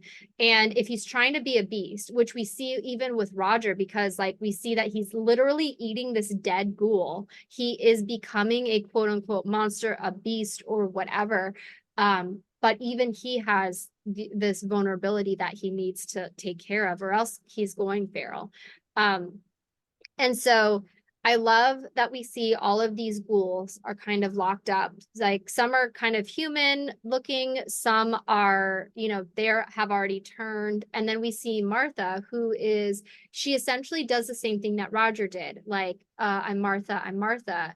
Right. And My I name is love that Martha, and callback. she's Yeah. repeating it over and over. I love that. Like, she's trying to remind herself who she is. Yes. And then we see like Snip Snip greet her and she turns, she's like, what the fudge? And I'm like, girl, yes, that's exactly what I would have done too. I was literally living and breathing Lucy there. I was like, what the fuck is that? Oh, Exactly. I love it. That was such a cute moment. I thought it I was know. so precious. And I believed her. Like Ella is just so like perfect with because sometimes when you have things like what the fudge, like they can come across as a little bit like Hokey, silly. Yeah, like as an adult saying it because you're just like you would say what the fuck. Come on. But I believe it every time right? Ella says it. Like I And believe that her. is like top tier Yeah. acting. Oh yeah. Like, if you can make me believe that a grown ass person would say what the fudge instead of what the fuck, like, kudos. Yeah. Oh yeah. And But so like, I have a sailor mouth problem, so Yeah. that might just be me. That's true. That's true. But I love again, Lucy thinks she's going to be a sex slave because, and but she's not. They're gonna just harvest her organs. Her reaction to Snip Snip saying that though was Yeah. so genius. I loved everything about that whole exchange and like sewing the necrotic finger on her hand. Oh yeah. But like that is literally just to serve the Ghoulsy ship, okay? Because why are you going to sew a necrotic finger on Homegirl when you are about to harvest her organs? Literally, I You don't have need that that question finger, in my notes. I was like, why do they okay, why are they sewing her up if they're about to take a chainsaw to her chest? Like, I don't right? Yeah, understand that. yeah. Like, no. She Oh doesn't man. need that finger. That finger is there to, like, once again remind us of the yin and yang Oh yeah. of Cooper and Lucy. And, Oh like, yeah. Um yeah, so okay. So at this point though, it's interesting because I'm curious if, and we'll never know, right? I'm curious if Cooper had the intention of getting the chem, but like he was gonna go in and save Lucy once he had the chem. You know what I mean? Like I don't know. right? I don't know either. And I don't know that Cooper knew what he was Yeah, going to do. I don't think he did either. But I like, and he could have been like, I'm not gonna go in there because my focus is Janie. I don't need this girl. I still like that he undid her hands, like to Yeah, her give her that restraints chance. and Yeah, did give her a fighting chance. exactly. So then we kind of we see that she's kind of strapped down, and I love Snip Snip. Just I love him so much. And we see that Lucy again, she is starting to become that badass. Like she's not gonna take anything. And because we've seen this development across the first three episodes, we believe it when she kicks his sort of like saw out of the way. And Right? And it's into her restraints, which was yes. genius. And then you see her doing the math in her head when she picks up the Abraxo draining fluid, and you're Yep. like, yeah, Well, and on top of that, it's like this isn't her physical strength. This is all her cleverness and using the resources that she has available to her. So we come back out, but I love it because we get that flashback or we get that scene of okay, the Radiation King TV, and it I swear it does it on purpose. And then it goes over to Martha, or she sees Martha and she wants to believe so badly that no, the humanity is still there. And so she basically holds Snip Snip hostage, and the guys are like, it's a fucking robot. And so she has to, it's like if it was an air conditioner, that would be a different story. But as yeah, a and southerner, I can fully understand that though. Let me yes. just say, if you were holding an air conditioner hostage, I would probably give you anything you wanted. Yeah. So yeah, so at that point she's like, I'm gonna leave. And they're like, okay, you can go. And she's like, no, but they're all coming with me. So they still don't argue. They're like, okay, and they let them out. And then it's only when Lucy's like, all of them. And even they're like, I don't think you understand. And she's like, do it. And that's when the ghouls start attacking. And again, this isn't Lucy being too stupid to live.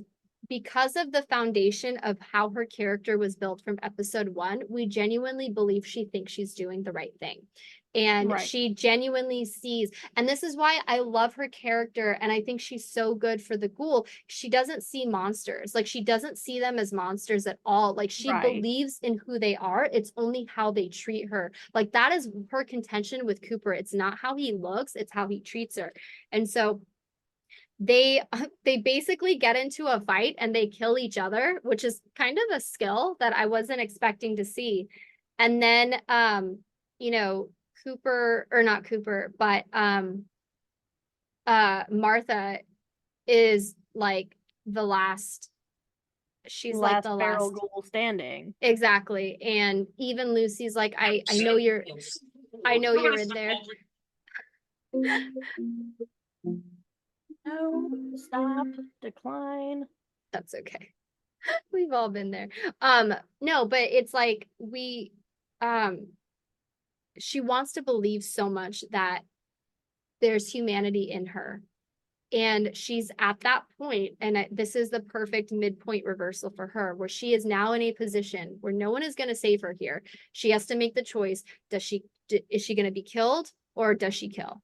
And she makes the choice to kill. Yep, and that's like the main reason why Lake loves her is Yeah, because she will make those decisions over and over again. She did in the vault in episode 1 and has ever since. right.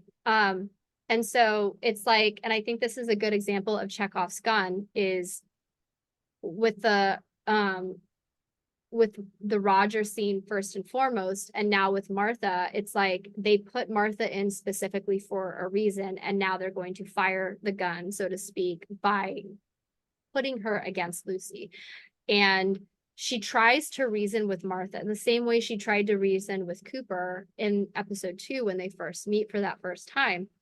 Um, but she realizes that she can't be stupid. And so, like, if she was stupid, she wouldn't have even picked up the gun. She would truly believe that she could talk this person out of it. But Lucy is starting to learn. So she does pick up the gun, and she's only forced to kill Martha, when Martha kind of jumps and is going to attack her. And so, in terms of plot structure, this is the perfect midpoint reversal for Lucy.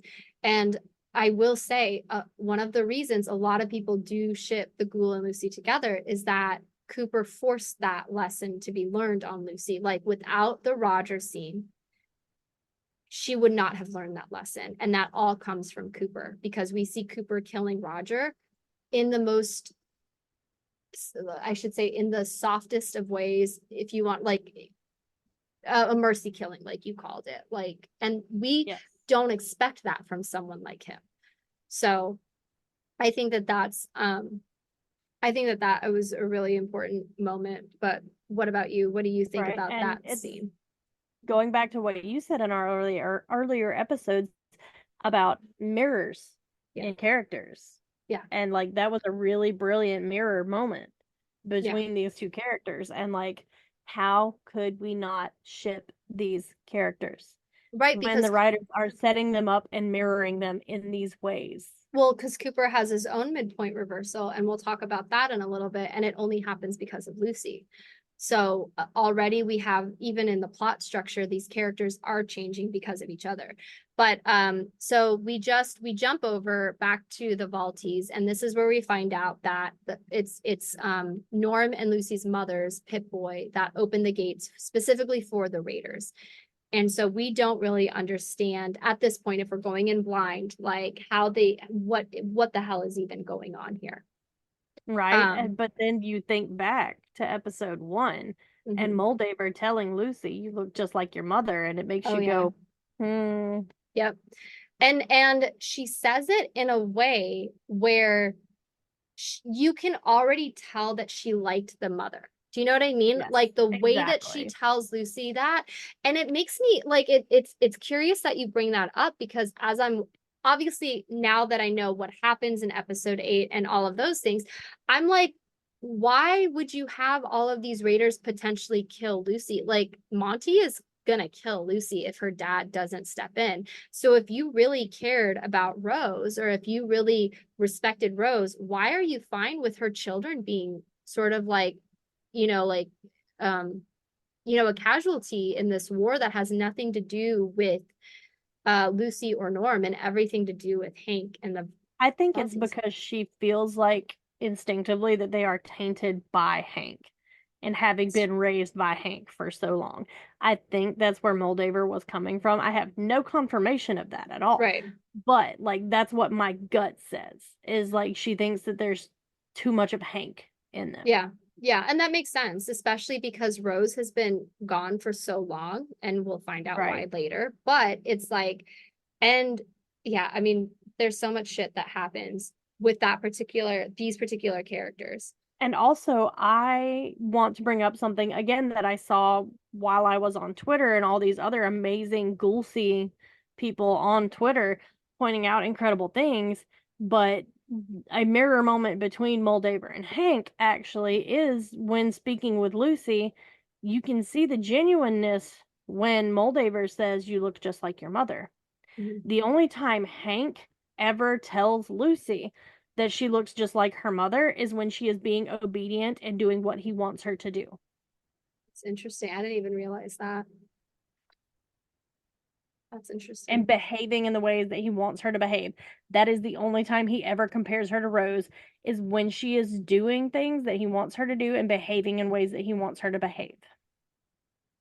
That's crazy. And it's frustrating, like as a woman, but anyway. Um, okay. So so I at this point don't think I do not think that Vault 33 knew what happened to Vault 32. I And the don't think they only did either. and the Betty and Hank only would have cleaned that shit up. they would have cleaned it up and there would not be a marriage exchange. Like they Right, would not have exactly. knowingly had done that. They would Um, already have set up like some other people to move into there. They would have made some kind of shit up about some kind of disaster, and they would already have moved some people out of that vault and into 32 that are people under their control. yeah, because anyone could come And they upon would have that.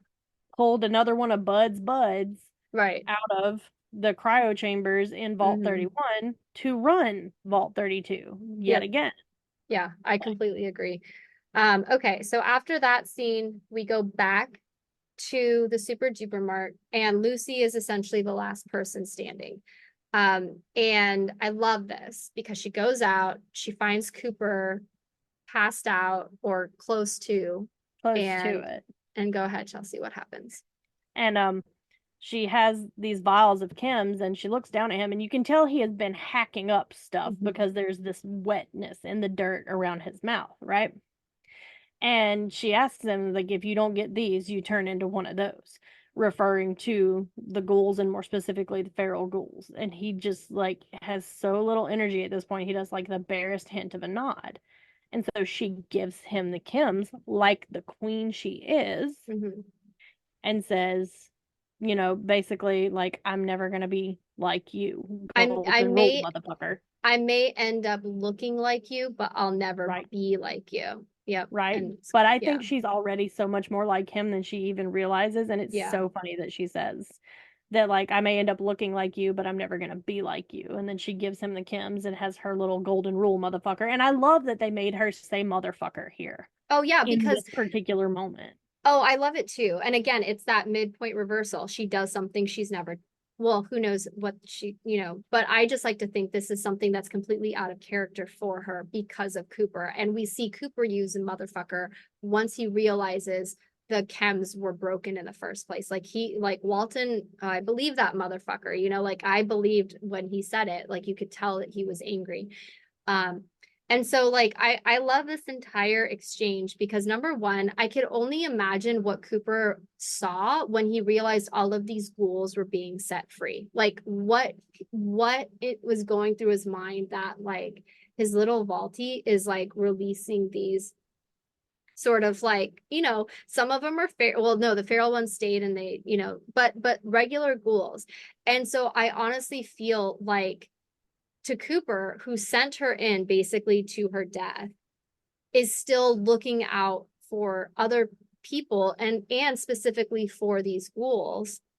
I think he's going to realize like he can't just poke her and she's going to turn into something. Like she Right. is He can't underestimate her. right. And I feel like he's going to feel some type of way about it too. I completely 100% agree with that.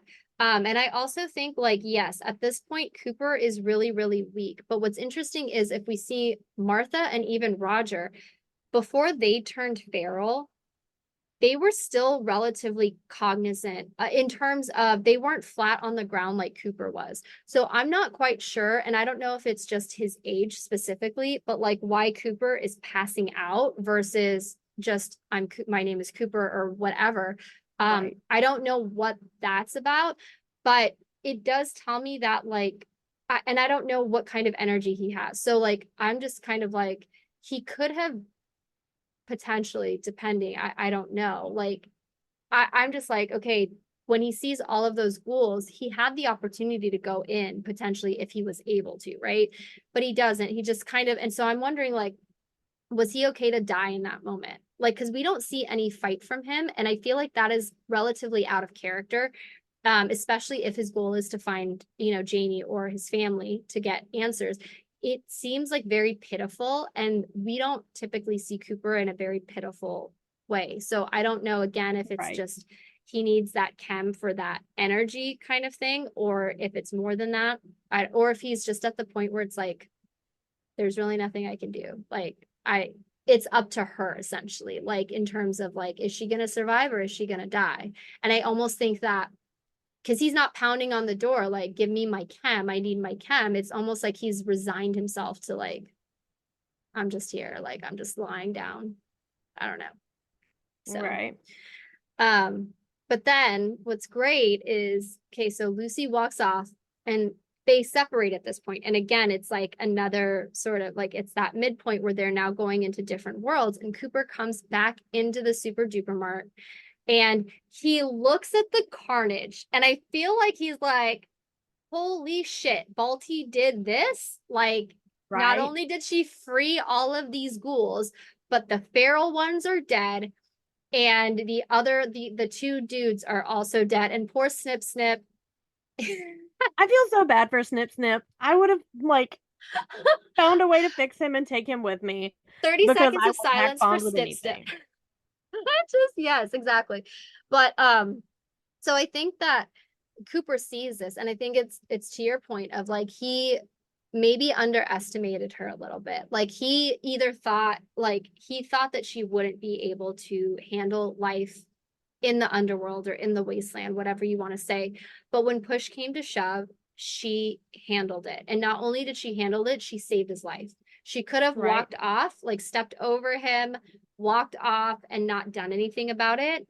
But she gave him the vials so he could save himself. And I think that She he handled complete, it yeah, in her own way, like the queen she is. Like, yeah. I'm sorry, I am all here for shipping our radiation king and our atomic queen. Like, it's Hades and Persephone. That's what it's giving me, and I will ship it forever. And this is the midpoint reversal for Cooper because we see so he kind of is getting high at this point on his chem, but then he sees a video and he puts in his old movie and it's A the man man from from Dead Horse. which is the one where he wanted to be like, I would never kill somebody. And the director's like, well, too bad. We want to see a man be pushed to this extreme. And it's really poignant because at this point, Cooper, he won't even tell anyone his name. No one knows his name. He shoots down every single Vault Boy pick that he can. He's essentially hiding. I don't say hiding, but he refuses to go He's back to his erasing past. his past self. Yes, he's erasing his past self.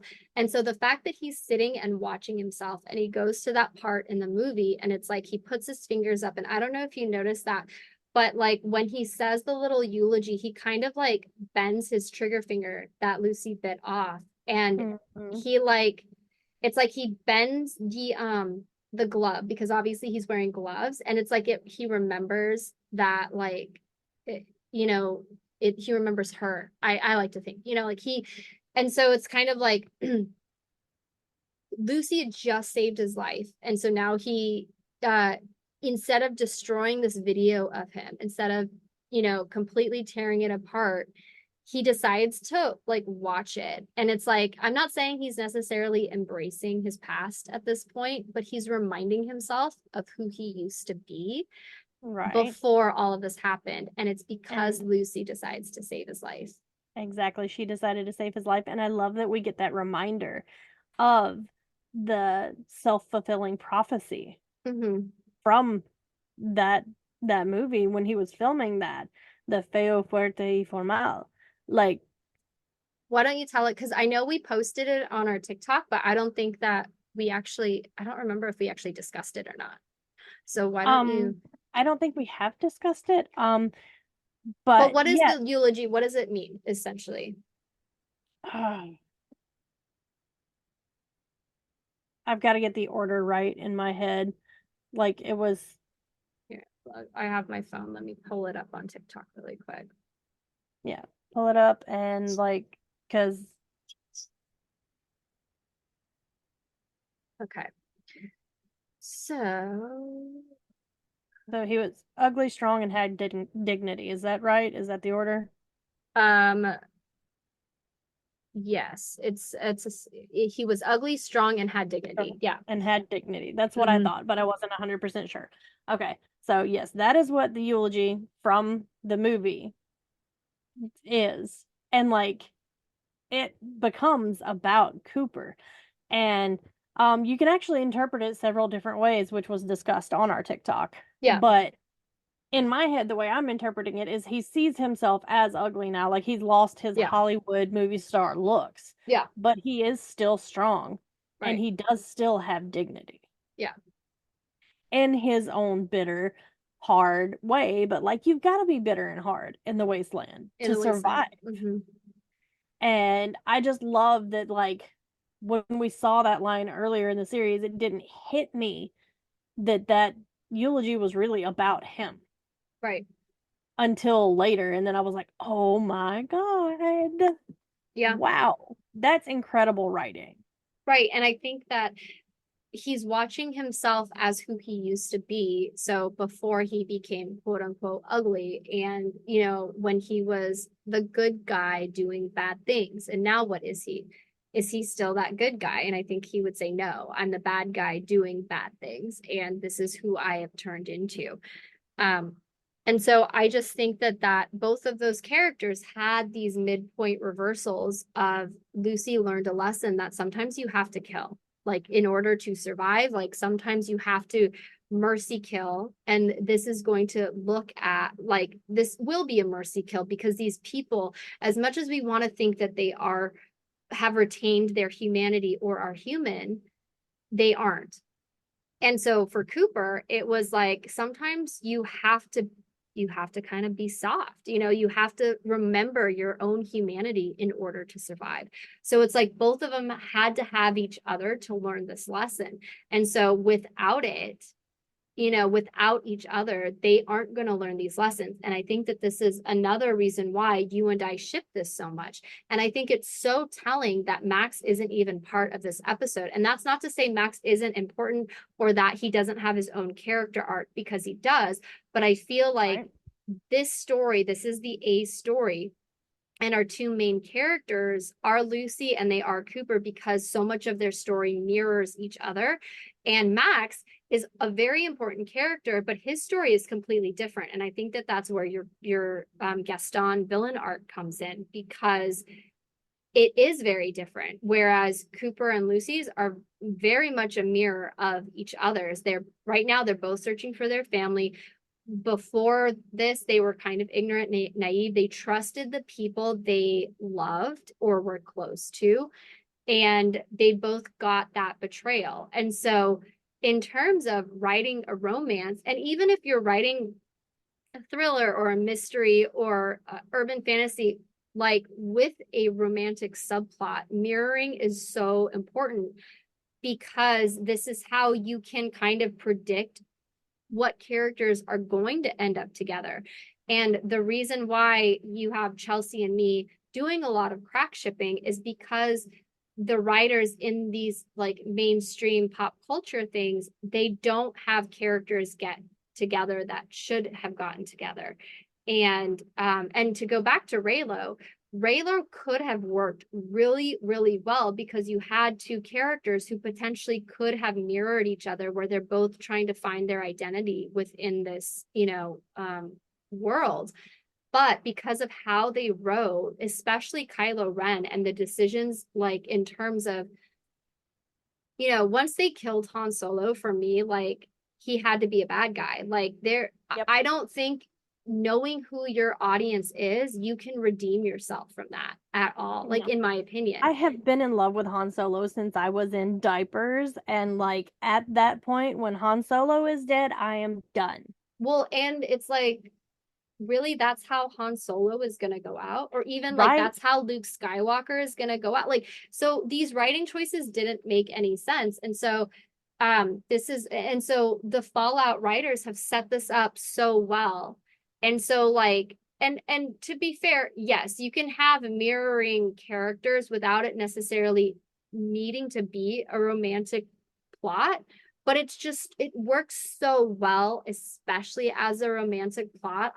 I love it. It hits me harder than two friends having a Right. mirroring plot, or even um a villain and a protagonist, like sort of like the Kylo Ren Rey stuff. Like just the love interests having that mirroring plot, especially as enemies to lovers, it's just chef's kiss. I love it, and I really hope that they follow through with it, you know. I hope they do too. I hope that they have the bravery to see something through like that, despite the fact that there are people out here on the internet who are like, please kill yourself for shipping this. Like, Well, yeah, and that's just to go back to our rule of like ship and let ship. Like, who cares? You yes, know, like we're not gonna judge you for whatever your kink is, whatever your ship is. And I think that that's why the dark romance books are just so popular, is because we're literally trying to build communities with other readers who have those same kinks or who have those same love for tropes, and who aren't going to be judged by it, you know. And I think right, that that's, and I love that, and that's what, you know, I think me and you want to do more of, is bring that into the mainstream and into the pop culture, not necessarily because we're saying, oh yeah, I want a stalker as my boyfriend in real life, but to be like, this is a healthy, cathartic way to explore these fantasies, the same way people do in video games. Like if you're playing Call yep, of Duty, you don't want to just go kill everybody, but you're living out that fantasy of being a soldier, and like what would it be like if you were, what choices would you make if you were, and just it's a very sort of like healthy way to experience that. right. And well, like So the dark romance space in general is such a safe space yeah. for people to express themselves. And for the lighter, cleaner, fluffier spaces to be so angry at us for shipping such a certain thing really kind of puts a bad taste in my mouth a little bit. And I'm like, you, that's something you might want to examine about yourself. Well, and I mean, I don't like, I just think that like I know that this, the sweet romance, they have their stuff, and I know a lot of them aren't judgmental, but I just also feel like everyone should just, we don't need to, you know, as long, in my opinion, as long as everyone is of consenting age in whatever fantasy world, modern world, whatever, if everyone's a consenting adult.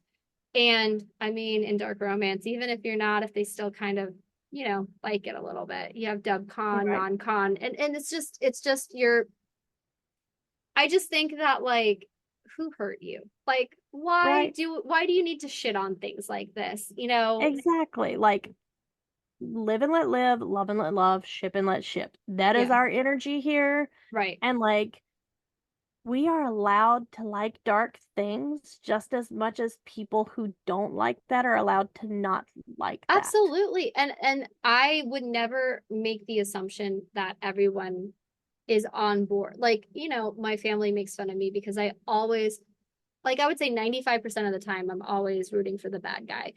And, you know, it's just, I just think that like I don't want, like I like my, this makes me happy. This brings me joy. It has Right. nothing to do with you. So why do you feel the Exactly. need to like shit on it? And so I think the world would be a happier place if like we could all just crack ship in our own fandoms without feeling the need to shit on it. It's one thing to have a healthy dialogue of, like if we brought on like a Max Lucy shipper and they were like, here's why we ship this, and we could just have an open conversation about like maybe they saw some things that we didn't necessarily see because we're fangirling over Walton Goggins and we're automatically, he is our default, okay, who are we shipping him with kind of person. I have no Right. problem having those conversations because I think that it really does help us see different perspectives. And in terms of writing, like, okay, what did they see that I missed that other readers might, you know, see that I don't know? But if all you're going to do is insult my ship or insult the characters, or my biggest issue, like what I don't like is when it starts to turn like judgmental in terms of like, well, he's way too old for her.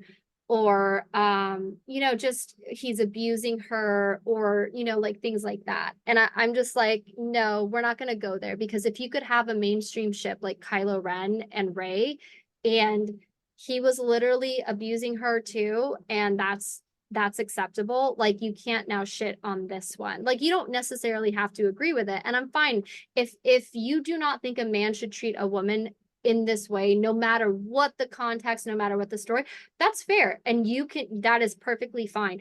But what Right. I think so many people forget, and this is the frustrating part, is okay, what world are we living in here? Like, this is a wasteland. We are not going to have the same moral, like, society rules as we do, today. And they're literally exchanging teeth. People are literally being sold, into sex slavery. And obviously that's happening today. I'm not saying it's not, but it's like, so you can't, there are literally people called the ghouls. Are you saying then that they should just not be, like, they don't deserve love because now, like, what are your rules here now? Because I don't think people are going to, like, look at even the vault. Oh, you can have sex with your cousin, you just can't procreate with them. So it's like, we the rules are different, and if we're immersing ourselves in our story, we have to accept these rules, because if you come in and judge people for liking the shit because it goes against our society's norms, then you need to get out of the world completely, because you have to accept that these are different rules altogether in the first place. So that's just Yep. my thing. And it's like, it's just like the age gap thing. Look, again, Lucy is in her mid-20s. She is a consenting adult. You don't have to like age gap. That's fine. But you can't tell Lucy that you can't infantile. Say the word, Chelsea, because I can't seem to get. Infantilize her. Yes, you can't do that, because she is a woman and we are allowed to have autonomy over our choices in men. And if you don't like him, fine. But you Right. can't you can't say we're not allowed to have But it. okay. The golden rules of our podcast Right. are ship and let ship, live and let live, love and let love. Like that's the energy that we have here. And I think that's important in all of fandom. And like, I'm not going to spew hate at anybody for No. shipping Lucy with somebody other than Cooper. Right. But I would also like that same courtesy in return. Right. And I don't want to be judged as a person because of my ships. And that's happened to Right. me in a lot of the crack ships that I've had. And it's really frustrating, because it's like, I don't understand why you care so much. Like, these are literally like fictional characters. Like, they're not real. Just because I like something that you don't necessarily like, it doesn't make me a bad person. And Right, exactly. And yeah, that that applies to our genres right. also with Oh, for sure. dark romance because I have seen a lot of hate thrown at women who read dark romance. Yeah. And like you don't have to like it, but you also don't get to shit on people who do. Oh, and like, just fun fact, the majority of women are reading dark romance. They may say they're not, but I will tell you that they probably are, because of just the amount of money that genre is making. Do, I just think that, like, a lot of women, maybe not, they are not going to come out and say it, but they like that stuff. They want that stuff, and I think that this is why things like this need to be pulled out into the mainstream. Like, and it's frustrating, because you had canonical um ships, like, for example, like Joker and Harley, right? And I was so intrigued by the Suicide Squad, because I love Harley Quinn and I ship Joker and Harley. But again, it's that morality of, well, Joker is bad because he abuses Harley. And obviously, like, yes, abuse is bad. We're not saying that. It's just, it would have been really, really interesting to have gotten character arcs, you know, around that relationship, and not to just have the morality police be like, well, he's bad because he did X, Y, and Z, and just, anyway, that's just my little contention with that. But yeah, Oh, I feel you 1,000%. yeah. And it's just, I mean, and I just think that, again, just because I like Cooper and Lucy doesn't mean I don't like Max. I think that Max is a great character. I love the banter between him and Thaddeus. I love like right? what's gonna happen in the next few episodes. I kind of ship him and Thaddeus a little bit. I'm not gonna lie. I Just just like think it's throwing that out interesting. there. You throw that out there, I'm not gonna catch it because I thought he was a dick to Thaddeus and Thaddeus deserves better, but that's just me. And Okay, fair. no, Absolutely fair. but then you're probably like Heather, Cooper literally throws a lasso around Lucy. I'm like, I don't know. I don't know why I accept it. And my husband's like, why do you accept this and not this? And I'm just like, I don't know. Maybe I don't know. I don't understand myself some and I know it's a hypocrite. I can call myself out and being very hypocritical. It's just the way shipping is sometimes. Like I can't explain It it. is. And like it's okay if I like kind of ship them in the back of my head. But I do feel that Thaddeus does deserve better.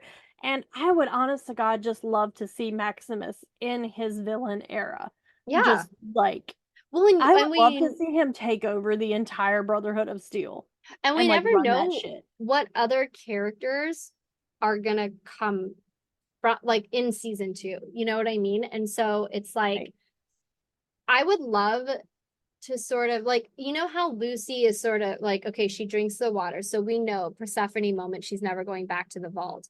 I would love for Max to have a moment like that for himself because I feel like he wants to go to a vault. He wants that safety. He wants that protection. But I would love for him to sort of like take the pomegranate seeds and realize he can never go to that. And it would be so interesting if a character helps him decide that, like a woman or a man. I'm not judging, but like someone helps him decide that like I can't go back there and kind of helps push him into that villain era as well. I would like for it to be a taste of real power Yeah. that does that for him and that pushes him further on that arc where he could be like I just think he could be a fantastic villain. He could play it so well. He would be such a charismatic villain Yeah. also. Like it would be absolutely fantastic to watch. Well, and I think of just the am so here for it. situations. Oh, think of the situation. Like, think of how disappointed Lucy would be in him. And then Cooper would be so mad that Lucy even cares. And Right. just I would Max love would, to see him get huffy though. Like maybe just because I like seeing Walton Goggins get huffy, mm. but I think that would be fabulous to see I need him to be like, Hooper get all huffy. I need him to be possessive over Lucy. I need to see that. Yes. I mean, I already kind of see that. You know, he literally bit her. Anyway, Yeah, she um, bit his finger off and he cut hers off and like that he took possession of that piece of her and that is his trigger finger now and I love that so much. I know. I think it's so I read like other fanfic and like some of the stuff is like it's obviously there's gonna be some sex in it. And it's just interesting, like the poignancy of when he like touches her with her own finger, and that's how she recognizes that because at this point, after season 8, she doesn't realize that it's her finger. And so Right. like these scenes that I really can't wait to see. I can't wait to see the divorce, like the actual flashbacks in the divorce.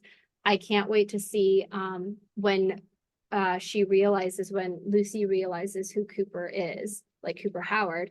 God, I am living for that, please. And I can't wait to see when Lucy realizes that Cooper sewed on her own finger. Like I think that this is gonna be That's gonna be so good. so good. And I'm very curious actually to see what happens when Max finds Cooper and Lucy, because I get the sense that Max is going to feel extremely betrayed, especially how they left Hmm. things.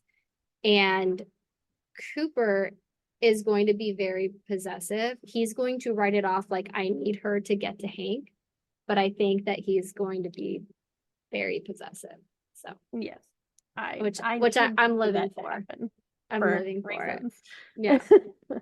So, anyway, that was episode 4. Do you have any word on in terms of story structure and the midpoint and for our own writing or what we can incorporate from the show and put it in our writing?